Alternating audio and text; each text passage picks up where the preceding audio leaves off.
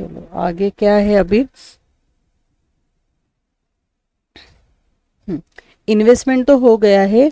Loan due from members debit side में है loan, इसलिए ये कहाँ पे जाएगा, एसेट में जाएगा। Next office furniture asset, share capital कहाँ पे जाएगा, लायबिलिटीज में। एंड रिजर्व फंड भी कहाँ पे जाना चाहिए, लायबिलिटीज में जाना चाहिए। ठीक है, चलो यहाँ तक फटाफट पोस्टिंग कर लेते हैं। Loan due from members balance sheet के एसेट में जाना है एंड लोन्स एंड एडवांसेस के ग्रुप में ये लिखने वाले हैं। अगर डेबिट में है लोन तो एसेट में जाएगा, क्रेडिट में है तो लायबिलिटीज में जाएगा। लोन्स एंड एडवांसेस का ग्रुप आपको बैलेंस शीट के एसेट में दिख रहा है तो वहां पे लिखना है loan due from members 30 lakh. Loan due from members, देखो क्या करो ना, पहले तो फॉर्मेट लिख लो और मेरे साथ प्रॉब्लम सॉल्व करो, बहुत इजी हो जाएगा ये आपके लिए। 30 lakh loan due from members 30 lakh. Okay, उसके बाद है ऑफिस फर्नीचर। ऑफिस फर्नीचर कहाँ पे आता है, बैलेंस शीट के एसेट साइड में, लेकिन कौन से ग्रुप में लिखना है वही सिर्फ हमें देखना है। यहाँ पे कहाँ पे लिखना है, फिक्स्ड एसेट में, तो फिक्स्ड एसेट में लिख लो ऑफिस फर्नीचर 10,000, इसके ऊपर एडजस्टमेंट भी नहीं है। Office furniture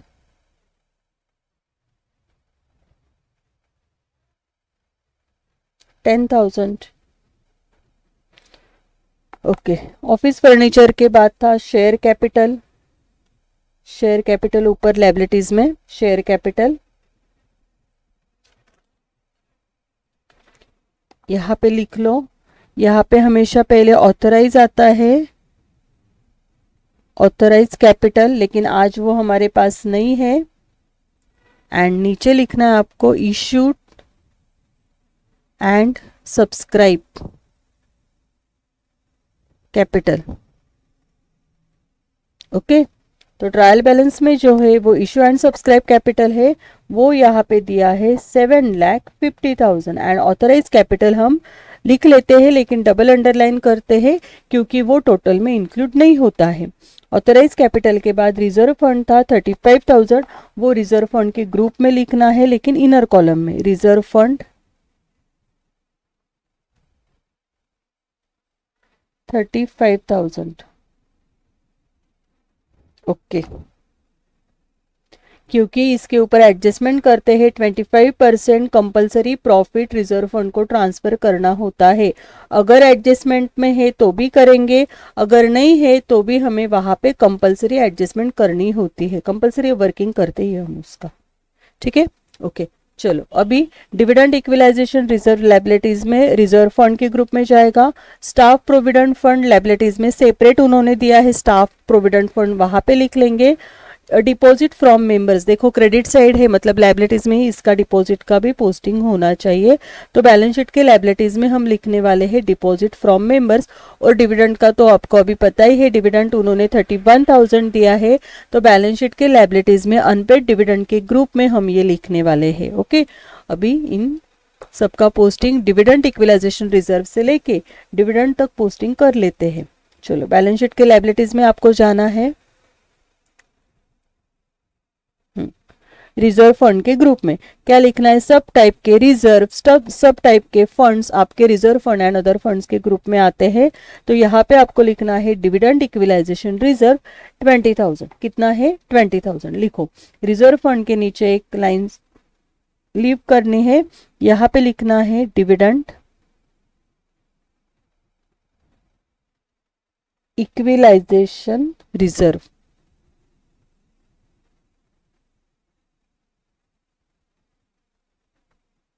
20,000। ओके, उसके बाद है स्टाफ प्रोविडेंट फंड, लेकिन सेपरेट दिया है उन्होंने, देखो स्टाफ प्रोविडेंट फंड अलग से सेपरेट है, इसलिए वहां पे डायरेक्टली अमाउंट लिख देंगे, वो भी 20,000 है।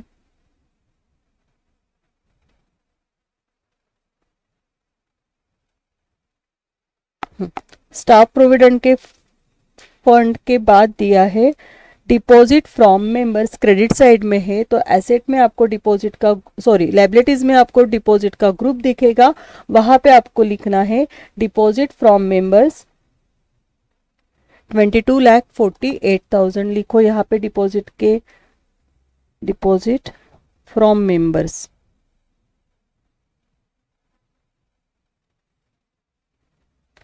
$22,48,000, $22,48,000। ओके, उसके बाद लिखना है हमें डिविडेंड। डिविडेंड कहाँ पे आने वाला है? डिविडेंड जाएगा अनपेड डिविडेंड के ग्रुप में।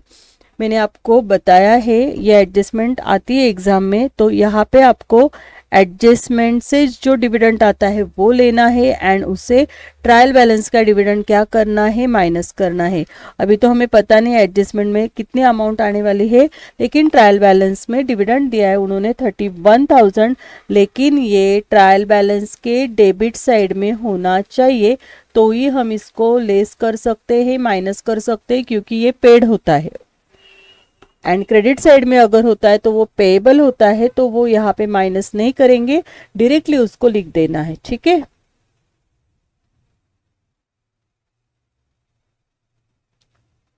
ओके। नेक्स्ट है profit and loss balance on 1 April 2020। Balance sheet के लायबिलिटीज में प्रॉफिट एंड लॉस जो लास्ट में ग्रुप है वहां पे लिखने वाले हैं। Profit for the year balance sheet के लायबिलिटीज में सेम प्रॉफिट एंड लॉस के ग्रुप में लिख देंगे।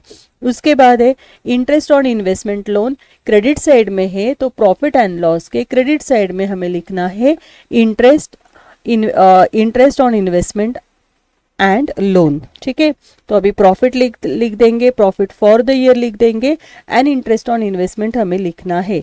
उसके साथ इंटरेस्ट ऑन इन्वेस्टमेंट पे जो एडजस्टमेंट है वो हमें यहाँ पे देखनी है। तो यहाँ पे उन्होंने दिया है कि interest receivable on members ₹8,000 and ₹2,000। ये देखो 8,000 एंड 2,000, मतलब अभी यहाँ पे सेकेंड एडजस्टमेंट कर लेंगे, तो ये रिसीवेबल है, इसका मतलब आउटस्टैंडिंग होता है, तो ये अमाउंट आपकी क्या होनी चाहिए? ऐड होनी चाहिए। ठीक है, सेकेंड इफेक्ट कहाँ पे आएगा वो बाद में देखेंगे। तो पहले जाने वाले हैं बैलेंस शीट के लायबिलिटीज में।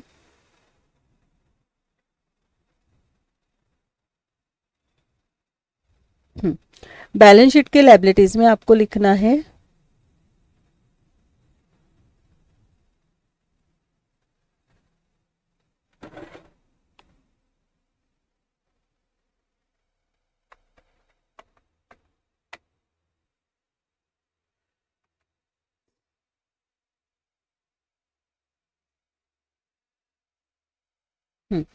बैलेंस शीट के लायबिलिटीज में प्रॉफिट एंड लॉस के ग्रुप में लिखना है प्रॉफिट एंड लॉस 1 अप्रैल 2020।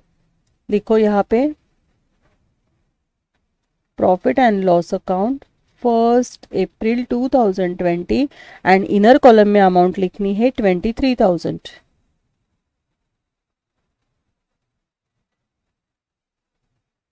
उसके बाद प्रॉफिट फॉर द ईयर है वो भी यहाँ पे ऐड करना है आपको। Add profit for the year and उसके अमाउंट है 60,000, इनर कॉलम में लिख लो।